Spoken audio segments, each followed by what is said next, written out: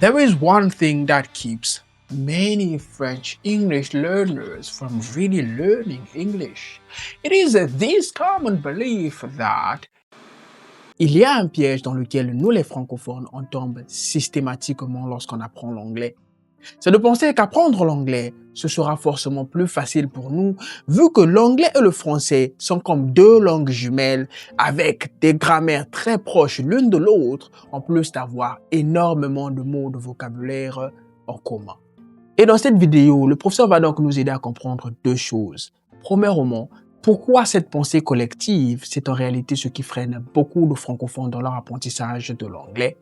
Et deuxièmement, il va nous dire pourquoi l'anglais et le français sont en réalité deux langues beaucoup trop éloignées pour qu'on pense que le fait de parler français nous donne un quelconque avantage pour apprendre l'anglais derrière. Et si tout est clair pour toi jusqu'ici, je te propose qu'on écoute le professeur tout de suite. There is one thing that keeps many French English learners from really learning English. It is this common belief that English is just French in English. They consider and assume it will be easier for them to actually learn and speak English because it is just another version, an extension of their language with a little bit of accent. And this keeps them from the very beginning from making actions. And this is what, at the end of the day, will keep them from speaking English and speaking it correctly. Le piège est facile à comprendre. Se créer l'idée collective que l'anglais c'est la langue jumelle à notre langue maternelle, c'est se dire simplement qu'on n'a besoin de faire aucun effort pour apprendre l'anglais en question. Tout de suite, on se met dans une position de laxisme quasi enfantine. On se dit qu'on n'a pas besoin d'en faire trop, que ça va venir par ça même, que ça va venir naturel, vu qu'on a tellement de mots en commun. Quand il va parler, on va comprendre tout de suite. On se dit que dès le moment où il va dire table, je vais reconnaître parce que c'est écrit table. Dès le moment où il va dire ce mot-ci, je vais reconnaître parce que c'est écrit comme dans ma langue maternelle. Et c'est cette forme d'arrogance qui nous est fatale. On se dit que ça va venir tout naturellement, qu'il n'y a pas besoin de s'investir plus que ça, qu'il n'y a pas besoin de faire plus d'efforts que ça.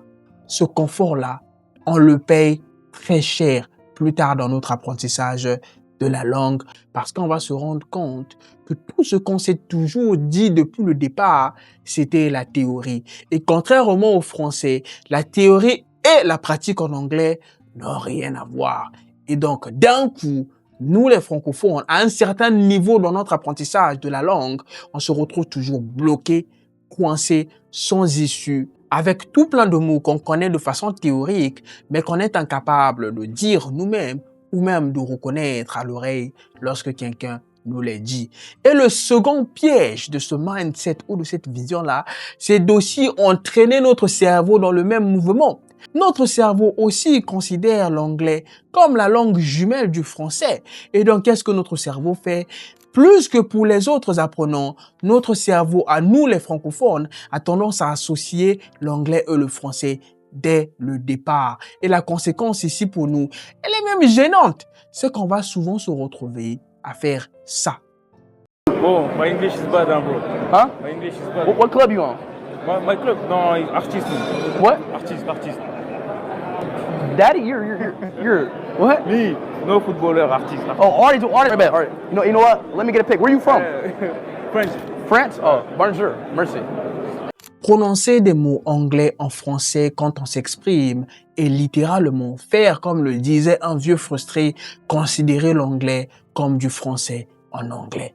Ce qui te rendra incompréhensible pour la personne en face de toi. Car même si l'anglais et le français ont beaucoup de mots en commun, selon le professeur Tony, ce sont deux langues beaucoup trop éloignées pour que tu puisses te permettre ce genre de luxe. Je te propose de l'écouter justement à ce sujet.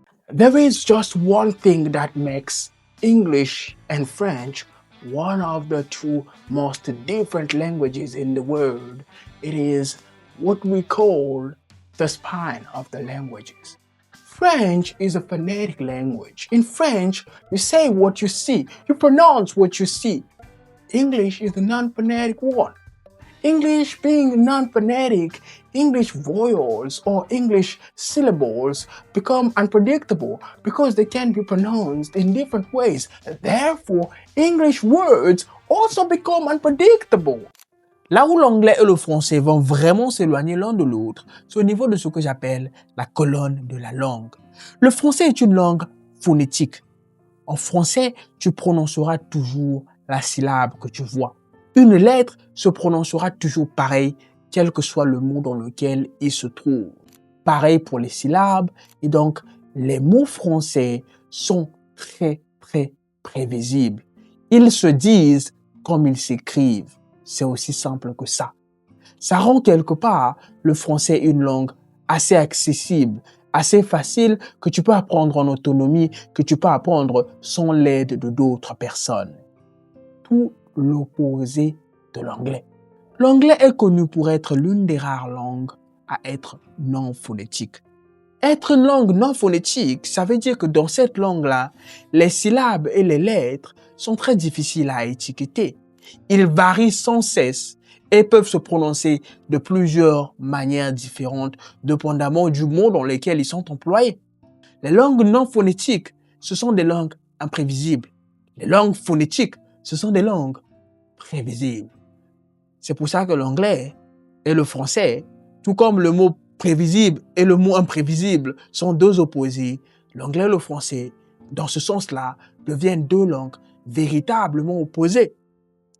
Parce que si en français, tu peux voir venir la prononciation d'un mot juste parce que tu sais que I et A mis ensemble, ça se prononce comme ça, en anglais, c'est impossible.